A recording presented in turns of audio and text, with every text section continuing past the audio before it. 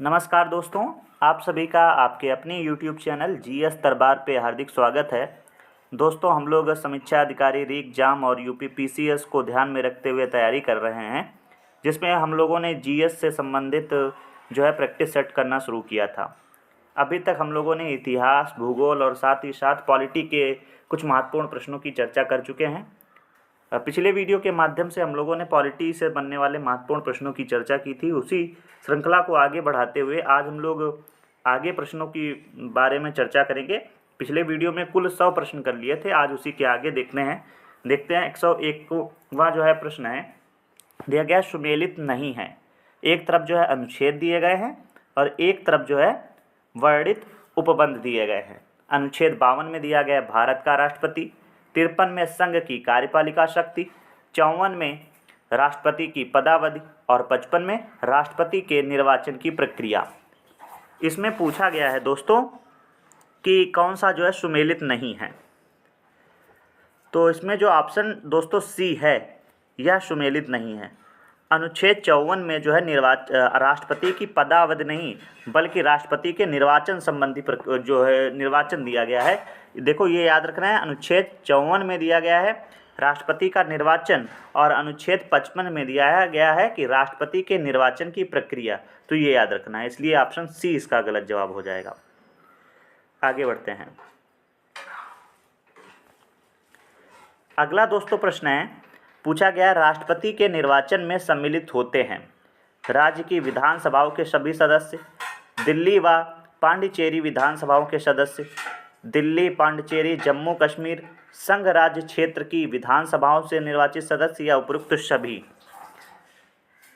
तो इसमें जो सम्मिलित होते हैं वह कौन सा सही जवाब हो जाएगा? हाँ, तो इसमें सही जवाब हो जाएगा दिल्ली, पांडिचेरी, जम्मू कश्मीर संघ राज्य क्षेत्र के विधानसभाओं के निर्वाचित सदस्य जो है इसमें शामिल होते हैं। तो ऑप्शन सी इसका जो है बिल्कुल सही जवाब हो जाएगा। अगला दोस्तों प्रश्न है कि राष्ट्रपति से संबंधित निम्न कथनों पर विचार करें। संघ की कार्यपालिका शक्ति राष्ट्रपति में निहित होगी।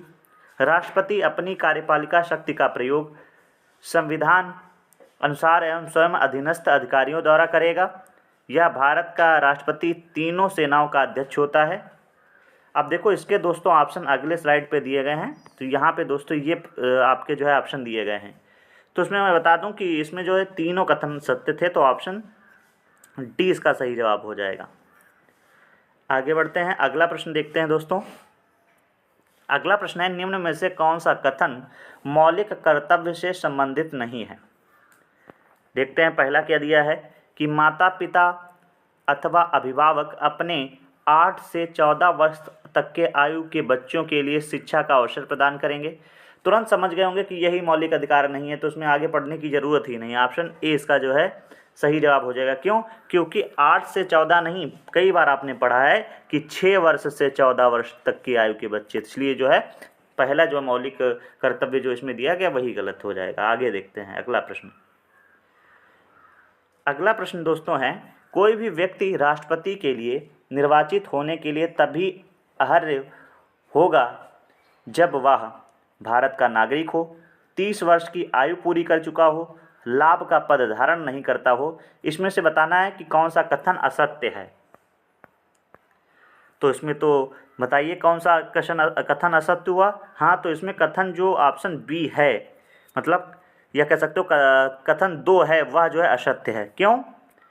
क्योंकि जो राष्ट्रपति की निर्वाचन की आयु होना चाहिए वह 30 वर्ष नहीं बल्कि कितने वर्ष होना चाहिए? 30 वर्ष नहीं बल्कि 35 वर्ष होना चाहिए। इसलिए जो है यह कथन असत्य था। आगे बढ़ते हैं। अगला प्रश्न है, राज्यपाल से संबंधित निम्न कथनों में से कौन सा कथन असत्य है? इसका कार्यकाल 5 वर्ष का होता है। एक राज्यपाल एक से ज़्यादा राज्यों के राज्यपाल का पद संभाल सकता है। जब तक राज्यपाल के उत्तराधिकारी का चयन नहीं कर लिया जाता वह अपने पद पर कार्य करता रहेगा। या ऑप्शन डी दिया है, राज्यपाल का कार्यकाल पूर्ण होने पर वह पुनः नियुक्त नहीं हो सकता। इसमें से कौन सा कथन असत्य है? तो हाँ, ऑप्शन डी जो है असत्य है कि राज्यपाल का कार्यकाल पूर्ण होने के उपरांत वह पुनः जो है नियुक्त नहीं हो सकता, ऐसा नहीं है, वह नियुक्त हो सकता है। तो ऑप्शन डी इसका सही जवाब हो जाता है। अगला प्रश्न देखते हैं। किसी व्यक्ति को राज्यपाल के रूप में तभी नियुक्त किया जा सकता है जब वह 25 वर्ष की आयु पूरी कर चुका हो, 30 वर्ष की आयु पूरी कर चुका हो, 35 वर्ष की आयु पूरी कर चुका हो या कोई आय का निर्धारण नहीं है।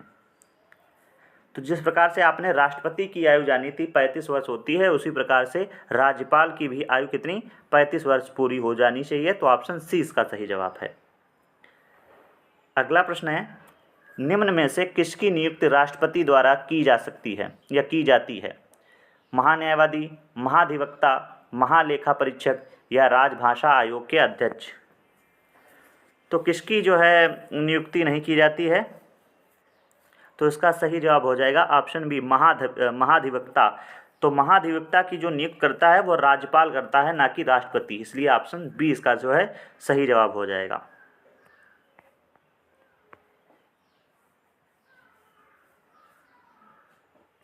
दोस्तों अगला प्रश्न है, निम्न कथनों में से कौन सा कथन भारत शासन अधिनियम 1858 से संबंधित नहीं है?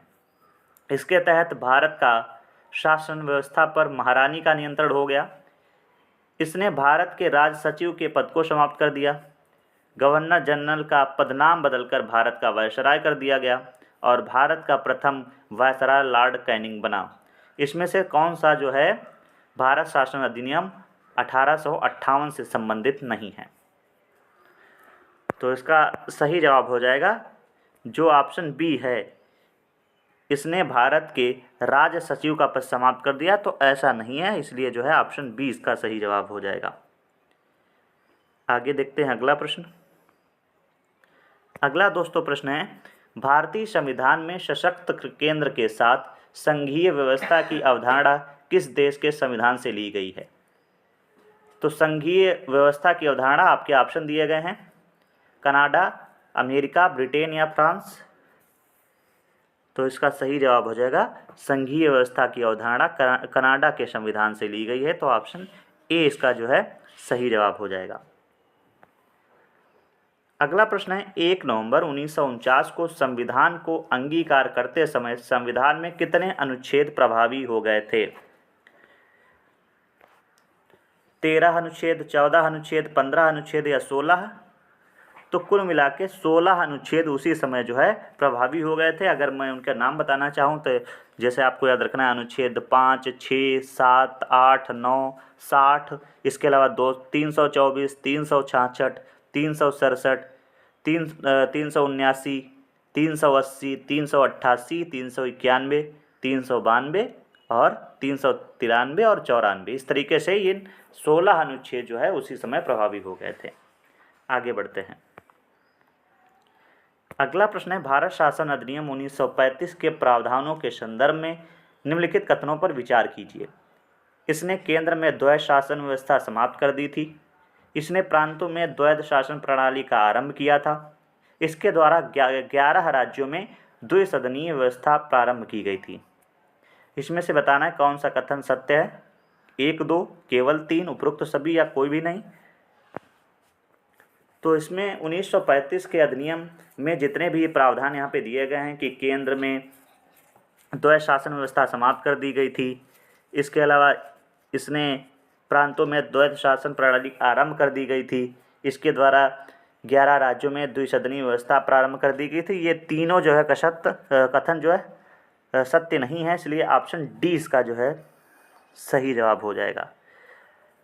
तो देखो सबसे पहला इसमें पॉइंट क्या था कि इसने केंद्र में द्वैध शासन व्यवस्था समाप्त कर दी थी, तो तथा अगला दिया है कि इसने प्रांतों में द्वैध शासन प्रणाली को आरंभ किया था, और तीसरा क्या दिया था, इसके द्वारा 11 राज्यों में द्विसदनीय व्यवस्था आरंभ कर दी गई थी। तो ये तीनों कथन असत्य थे। आगे देखते हैं। अगला प्रश्न है, निम्नलिखित में से कौन सा संविधान सभा की प्रारूप समिति का सदस्य नहीं था? एन गोपालास्वामी, जवाहरलाल नेहरू, अल्लादी कृष्णा स्वामी अय्यर, के एम मुंशी। तो इसमें जो संविधान सभा की प्रारूप समिति थी उसमें जो है कुल 7 सदस्य थे, उसमें जवाहरलाल नेहरू सदस्य नहीं थे। इसके अलावा जो 7 सदस्य थे उसमें 3 नाम तो आपके सामने ही दिए हैं। कौन कौन? एन गोपालास्वामी, इसके अलावा अल्लादी कृष्णा स्वामी अय्यर, के.एम. मुंशी, और इस समिति के जो अध्यक्ष थे डॉक्टर भीमराव अंबेडकर। और इसके साथ जो है जो 3 सदस्य और बचे उनके नाम भी आपको पता होना चाहिए। कौन कौन से? एक तो आपको मोहम्मद शहादतुल्लाह को पता होना चाहिए, बी.एल. मित्र का, और डी.पी. खेतान। और आप सभी को पता है कि बाद में जो है बी.एल. मित्र के स्थान पर जो है कौन आ गया था? माधवराव, और तथा जो डी.पी. खेतान थे उनकी मृत्यु हो गई थी और उनके स्थान पर टी.टी. कृष्णामाचारी आ गए थे। इस तरीके से 7 कुल सदस्य थे। आगे बढ़ते हैं।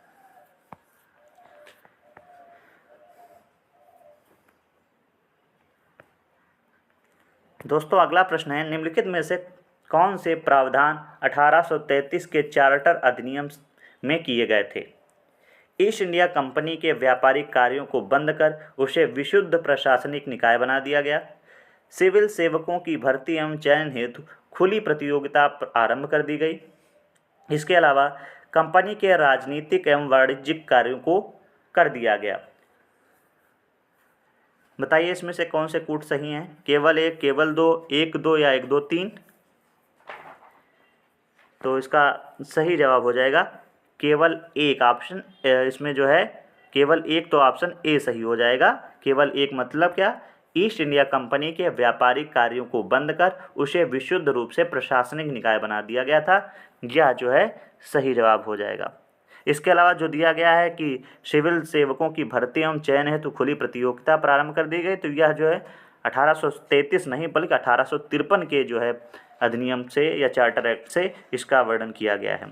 और बाकी कंपनी के जो राजनीतिक और वाणिज्यिक कार्यों का पृथक्करण किया गया था वह जो है किसमें किया गया था? हाँ, 1784 के पिट्स इंडिया एक्ट के द्वारा किया गया था। इसलिए जो है यह दोनों कथन गलत थे। ऑप्शन ए जो सही था वो सही है। अगला प्रश्न है, संविधान सभा की गठित समितियों में समिति एवं उनके अध्यक्ष के संबंध में कौन से सुमेलित नहीं है? प्रांतीय संविधान समिति जे.बी. कृपलानी, प्रारूप समिति डॉक्टर भीमराव अंबेडकर, संचालन समिति डॉक्टर राजेंद्र प्रसाद, और सर्वोच्च न्यायालय की तदर्थ समिति एस. वद्राचारी। तो बताइए इसमें सही जवाब क्या हो जाएगा? इसमें से जो सुमेलित नहीं है वह ऑप्शन ए प्रांतीय संविधान समिति के जे.बी. कृपलानी नहीं थे। तो फिर कौन था? बताइए, कमेंट बॉक्स में बताइए कि जो प्रांतीय संविधान समिति थी उसके अध्यक्ष कौन थे? जे.बी. कृपलानी तो नहीं थे, तो फिर कौन था? आगे बढ़ते हैं। अगला प्रश्न है, निम्नलिखित में से यह किसका कथन था उद्देशिका आधारशिला है तो संविधान उस पर खड़ी अट्टालिका है? न्यायमूर्ति हिदायतुल्लाह, डॉक्टर भीमराव अंबेडकर, के.एम. मुंशी या सुभाष कश्यप? किसने ये कहा है? तो सुभाष कश्यप ने जो है कहा था कि उद्देशिका आधारशिला है तो संविधान उस पर खड़ी अट्टालिका है। तो ऑप्शन डी इसमें बिल्कुल सही जवाब हो जाएगा। अगला प्रश्न है, निम्नलिखित में से किस अधिनियम के प्रावधानों को हितैषी निरंकुशवाद का नाम दिया गया? भारतीय परिषद अधिनियम 1909, भारत शासन अधिनियम 1919, भारत शासन अधिनियम 1935 या उपरोक्त में से कोई नहीं? तो हितैषी निरंकुशवाद का नाम दिया गया है भारतीय परिषद अधिनियम 1909 को। ऑप्शन ए इसका सही जवाब है। अगला प्रश्न है, निम्नलिखित में से किस अधिनियम के द्वारा भारत में दास प्रथा को विधि विरुद्ध घोषित किया गया था? Pitt's India act 1784, charter act 1813, charter act 1833 या चार्टर एक्ट 1853? तो दास प्रथा को विधि विरुद्ध घोषित किया गया था किस जो है चार्टर एक्ट के द्वारा? तो चार्टर एक्ट 1833 के द्वारा। तो ऑप्शन जो है सी इसका जो है बिल्कुल सही जवाब हो जाएगा। अगर पूछा जाएगा कि अंततः जो है दास प्रथा को समाप्त कब किया गया है, तो 1833 के चार्टर एक्ट के द्वारा 1843 में इसको पूर्णतः समाप्त कर दिया गया है। अगला दोस्तों प्रश्न है, निम्नलिखित कथनों पर विचार कीजिए। संविधान की प्रस्तावना विधायिका की शक्ति का स्रोत है एवं उसकी शक्तियों को पर जो है प्रतिबंध लगा सकती है। संविधान की प्रस्तावना न्यायोचित है एवं इसकी व्यवस्थाओं को न्यायालय में चुनौती दी जा सकती है। बताइए इसमें सही कथनों का चुनाव करना है। तो पहला क्या दिया है, संविधान की प्रस्तावना विधायिका की शक्ति का स्रोत है एवं उसकी शक्तियों पर प्रतिबंध लगा सकती है, तो ऐसा तो नहीं है, तो पहला तो कथन जो है गलत हो गया। दूसरा दिया गया है संविधान की प्रस्तावना न्यायोचित है एवं इसकी व्यवस्थाओं को न्यायालय में चुनौती दी जा सकती है, तो ऐसा भी नहीं है। इसलिए जो है ना तो एक ना तो दो, दोनों जो है ऑप्शन डी जो है इसका सही जवाब है। अगला दोस्तों प्रश्न है, भारतीय संविधान की कौन सी विशेषता संसदीय संप्रभुता के सिद्धांत के विपरीत है? संवैधानिक सर्वोच्चता की सिद्धांत, शक्तियों के पृथक्करण का सिद्धांत, न्यायिक समीक्षा का सिद्धांत या उपयुक्त सभी? तो संसदीय संप्रभुता के सिद्धांत के विपरीत हैं, तो ये जितने भी ऑप्शन दिए गए हैं सभी जो है संसदीय संप्रभुता के सिद्धांत के विपरीत हैं, इसलिए ऑप्शन डी इसका जो है सही जवाब है। अगला प्रश्न, निम्नलिखित में से कौन सा प्रावधान भारतीय संविधान की एकात्मक विशेषता के विरुद्ध है? आपातकाल का प्रावधान, केंद्र सरकार के एजेंट के रूप में राज्यपाल की नियुक्ति, अखिल भारतीय सेवाएं, स्वतंत्र न्यायपालिका का प्रावधान। तो इसमें जो एकात्मक विशेषता के विरुद्ध है वह है स्वतंत्र न्यायपालिका का प्रावधान, तो ऑप्शन इसमें डी सही जवाब है। अगला प्रश्न है, भारतीय संविधान की कौन सी विशेषता संयुक्त राज्य अमेरिका के संविधान से नहीं ली गई है?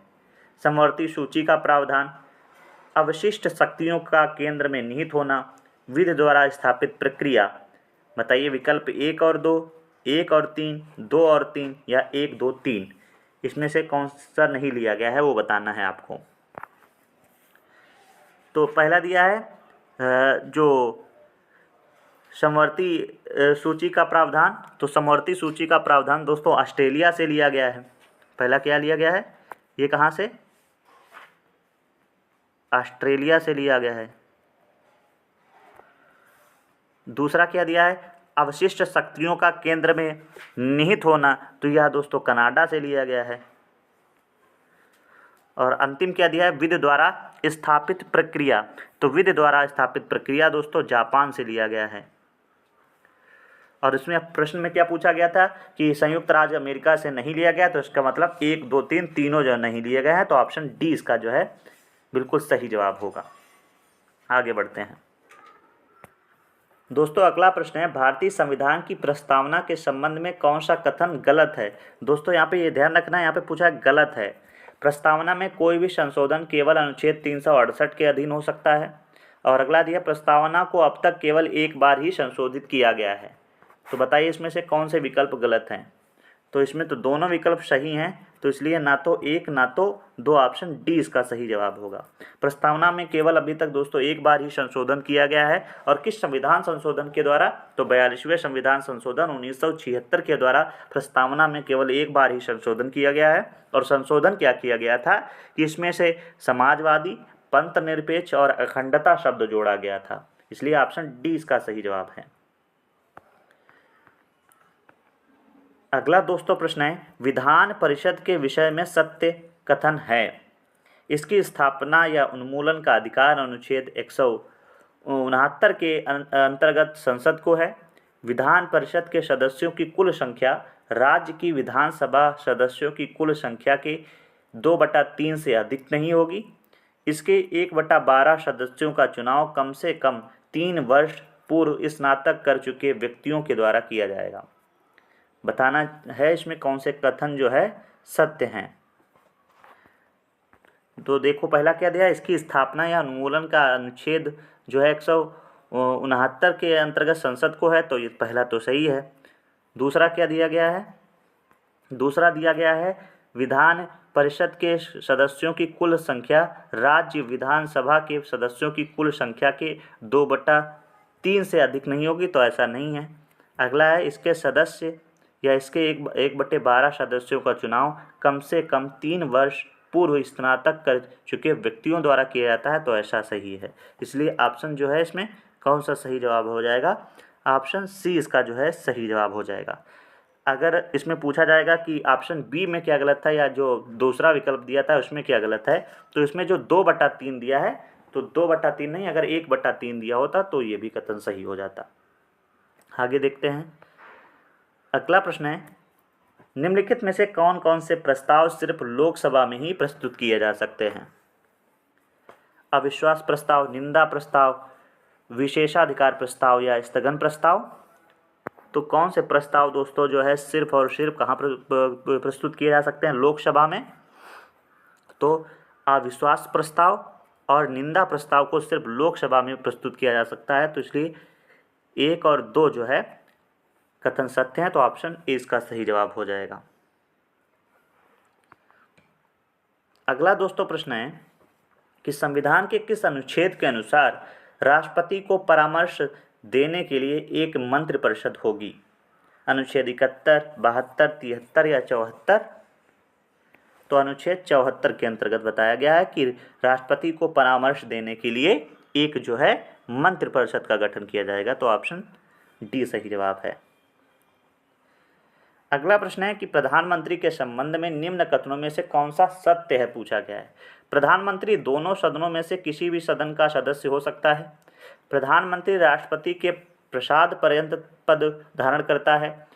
वह बहुमत दल का नेता होता है, या ऑप्शन डी उपरोक्त सभी। तो इसका सही जवाब हो जाएगा उपरोक्त सभी। अगला प्रश्न है कि राष्ट्रपति पर महाभियोग चलाए जाने के लिए न्यूनतम कितने सदस्यों के हस्ताक्षर की आवश्यकता होती है? 1/10, 1/5, 1/4 या 1/3? तो इसका सही जवाब है 1/4 न्यूनतम सदस्यों की आवश्यकता होती है। अगला प्रश्न है, संविधान के किस अनुच्छेद में राज्य का महाधिवक्ता पद का प्रावधान किया गया है? अनुच्छेद 163 या 165, 167 या 169? तो इसका सही जवाब हो जाएगा 165 में जो है राज्य के महाधिवक्ता के बारे में वर्णन किया गया है, और इसकी नियुक्ति कौन करता है? तो राज्यपाल करता है। अगला दोस्तों प्रश्न है, विधान परिषद के बारे में निम्नलिखित कथनों पर विचार कीजिए। यह भारत के सभी राज्यों में है। इसके सभापति का चुनाव राज्यपाल द्वारा किया जाता है। विधान परिषद में चुने जाने के लिए सदस्यों की न्यूनतम आयु 35 वर्ष होनी चाहिए। या राज्य विधान परिषद के 1/3 सदस्य राज्यपाल द्वारा मनोनीत किए जाते हैं। इसमें बताना है उपरोक्त में से कौन सा कथन सत्य नहीं है। पहला क्या दिया गया, यह सभी राज्यों में है, तो विधान परिषद दोस्तों सभी राज्यों में नहीं है, तो ऑप्शन ए जो कथन 1 है, या कह सकते हो पहला जो बिंदु दिया गया है वह तो गलत हो गया। दूसरा दिया गया है कि इसके सभापति का चुनाव राज्यपाल द्वारा किया जाता है, तो ऐसा भी नहीं है। अगला है, विधान परिषद में चुने जाने के लिए सदस्यों की न्यूनतम आयु 35 वर्ष होनी चाहिए, तो न्यूनतम आयु 30 वर्ष होनी चाहिए, तो इसलिए ये भी गलत हो गया। अगला दिया गया, राज्य विधान परिषद के 1/3 सदस्य राज्यपाल द्वारा मनोनीत किए जाते हैं, तो ये भी गलत हो जाएगा। क्यों? क्योंकि 1/3 नहीं 1/6 सदस्य मनोनीत किए जाते हैं। और जो दूसरा दिया गया था कि इसके सभापति का चुनाव राज्यपाल द्वारा किया जाता है, तो सभापति का जो चुनाव है राज्यपाल के द्वारा नहीं, बल्कि जो इस विधान परिषद के सदस्य होते हैं वही अपना जो है एक सभापति चुनते हैं। इसलिए जो है ये चारों कथन जो है क्या हो जाएंगे, असत्य हैं या सत्य नहीं है, इसलिए ऑप्शन डी इसका सही जवाब हो जाएगा। बहुत ही अच्छा दोस्तों प्रश्न था ये। आगे बढ़ते हैं। अगला प्रश्न है, राज्य विधानमंडल के द्वारा पारित किसी भी विधेयक को रोकने की राज्य विधान परिषद के पास अधिकतम सीमा कितनी है? 1 माह, 2 माह, 3 माह या 4 माह? तो अधिकतम जो समय सीमा है वह कितने माह हो सकती है? 4 माह, तो ऑप्शन डी इसका सही जवाब है। अगला, किस अनुच्छेद के तहत किसी विधेयक को पारित करने के लिए संयुक्त अधिवेशन का प्रावधान किया गया है? तो आपने कई बार पढ़ा होगा कि संयुक्त जो अधिवेशन है उसका वर्णन जो है अनुच्छेद 108 में किया गया है, तो ऑप्शन बी इसका सही जवाब है। अगला प्रश्न है कि निम्नलिखित में से कौन सा संसद सदस्यों का सामूहिक विशेषाधिकार नहीं है? साक्षी के रूप में उपस्थिति से स्वतंत्रता, संसद के आंतरिक विषयों का संचालन का अधिकार, चर्चा एवं प्रक्रिया की स्वतंत्रता, अपरिचितों को सदन से बाहर रखने की विशेषता। बताइए इसमें सामूहिक विशेषाधिकार नहीं है, तो वह हो जाएगा साक्षी के रूप में उपस्थित से स्वतंत्रता। तो ऑप्शन ए इसका जो है यह सामूहिक विशेषाधिकार नहीं है। अगला दिया गया है निम्नलिखित में से संसद के सत्रों में कौन शामिल नहीं है? बजट सत्र, ग्रीष्मकालीन सत्र, मानसून सत्र या शीतकालीन सत्र। तो संसद के सदस्यों जो सत्रों में शामिल नहीं है वह है ग्रीष्मकालीन सत्र। तो ऑप्शन बी इसका जो है सही जवाब हो जाएगा। आगे देखते हैं। अगला दोस्तों प्रश्न है कि निम्न में से कौन सा कथन सत्य नहीं है? मंत्रिपरिषद का एक निश्चित कार्यकाल होता है। मंत्रिपरिषद के सदस्य सामूहिक रूप से लोकसभा के प्रति उत्तरदायी होते हैं। मंत्रिपरिषद के सदस्य व्यक्तिगत रूप से संसद के प्रति उत्तरदायी होते हैं। या मंत्रिपरिषद के सदस्यों की संख्या लोकसभा के सदस्यों की संख्या की 15% से अधिक नहीं होनी चाहिए। इसमें से बताना है कौन से कथन जो है असत्य हैं या सत्य नहीं है।